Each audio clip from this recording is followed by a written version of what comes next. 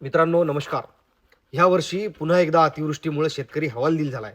शेतातलं उभं पीक वाहून गेलं, उत्पन्नात घट आहे, बाजारात भाव नाही आणि त्याचा डायरेक्ट परिणाम आपल्या मार्केटवर पडलाय. दिवाळीसारखा एवढा मोठा सण जवळ आलाय, पण मार्केटमध्ये मागच्यासारखा गजबजलेला माहोलच नाहीये.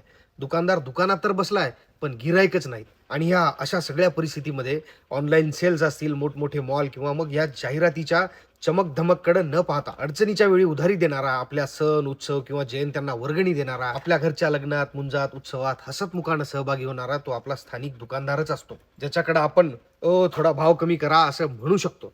ज्याच्याकडून तुम्हाला उद्या पैसे देतो असं सांगून आपल्याला सामान मिळतं.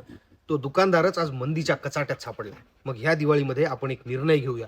दिवाळीची खरेदी Flipkart, Amazon, ऑनलाईन मॉल्समध्ये करायची नाही. आपल्या लोकल मार्केटमध्ये, आपल्या गावात, शहरात, गल्लीत, छोट्या दुकानदाराकडून ही खरेदी करायची. कारण आपण तिथून घेतलेली प्रत्येक वस्तू ही एखाद्या कुटुंबाच्या हसऱ्या दिवाळीचं कारण ठरेल.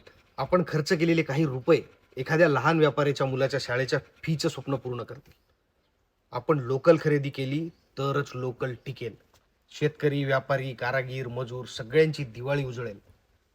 म्हणून या वर्षीचा मंत्र ठरूया, व्होकल फॉर लोकल. ही दिवाळी आपल्या लोकल दुकानदारासोबतच दिवाळी साजरी करूया. तुम्हा सर्वांना दिवाळीच्या मंगलमय हार्दिक शुभेच्छा. धन्यवाद. जय महाराष्ट्र. शेअर करा.